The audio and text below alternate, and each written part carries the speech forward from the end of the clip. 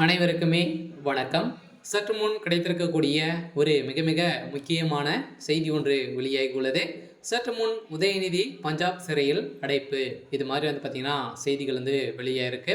சில உதயநிதி ஸ்டாலின் அவர்கள் பார்த்தீங்கன்னா ஏற்கனவே சமீப காலத்திலேருந்து நிறைய நெருக்கடிகளை சந்தித்து வரும் நிலையில் ஏற்கனவே பார்த்தீங்கன்னா அமைச்சராக இருந்தபோதும் பார்த்தீங்கன்னா அவர் சனாதனத்தை குறித்து பேசிய இருந்த நிலை ஒரு நிகழ்ச்சியில் கலந்து கொண்டு திமுக சார்ந்த அமைச்சர்களும் அனைவருமே சேர்ந்து பேசியிருந்த நிலையில் உதயநிதி ஸ்டாலின் அவர்களும் பார்த்தீங்கன்னா இதை போல் டெங்கு மலேரியா கொரோனா போல் இதை ஒட்டுமொத்தமாக ஒழிக்க வேண்டும் அப்படின்ற மாதிரி பேசிய உதயநிதி ஸ்டாலின் அவர்கள் இந்து மக்கள் அனைவருமே இருக்கக்கூடிய அனைத்து மாநிலங்களும் பார்த்தீங்கன்னா உதயநிதி மீது வழக்கு பதிவு செஞ்சுருந்தாங்க.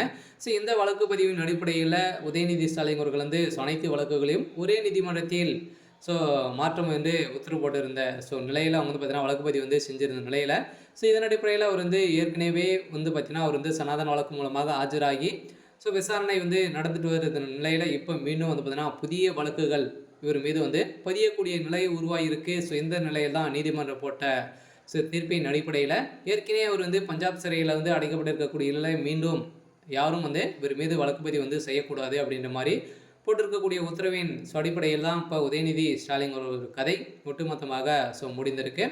இதை பற்றி இந்த வீடியோவில் பார்க்கலாம். அதுக்கு முன்னாடி நம்ம சேனலுக்கு இப்போ தான் நீங்கள் முதல் முறையாக வந்திருக்கீங்க அப்படின்னா மறக்காமல் நம்மளுடைய சேனலை சப்ஸ்கிரைப் பண்ணி சப்போர்ட் பண்ணுங்கள். வாங்க வீடியோக்குள்ளே போகலாம்.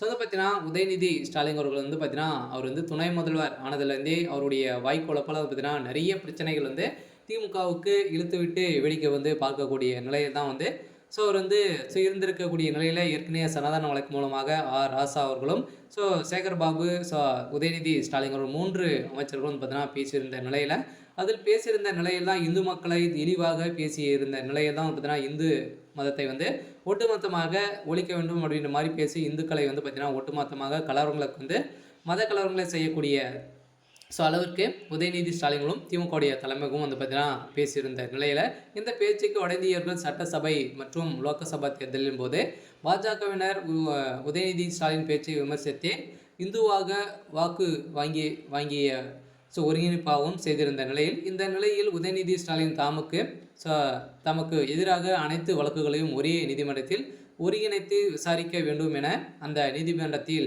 அனைத்து வழக்குகளையும் எதிர்கொள்ள தயாராக இருப்பதாக உச்சநீதிமன்றத்தில் ஒரு மனு கொடுத்திருந்த நிலையில் தான் அவர் பார்த்தீங்கன்னா அந்த வழக்கின் அடிப்படையில் இதனை தொடர்ந்து இன்று உச்சநீதிமன்றம் நீதிபதி சஞ்சீவ் குமார் ஆகியோர் அடங்கிய பெஞ்சு முன்பாக இன்று விசாரணைக்கு வந்திருந்த நிலையில் தான் அப்போது தமிழ்நாடு துணை முதல்வர் உதயநிதி ஸ்டாலின் எதிராக இனி புதிய வழக்குகள் அவர் மீது பதியக்கூடாது அப்படின்ற மாதிரி போட்டிருக்க உத்தரவின் அடிப்படையிலும் ஏற்கனவே பதியப்பட்ட வழக்கின் அடிப்படையில் இப்போ பஞ்சாப் சிறையில் இப்போ உதயநிதி ஸ்டாலின் அவர்கள் அடைக்கப்பட்டதாக ஒரு செய்தி வெளியாக இருக்குது. சரி, ஓகே.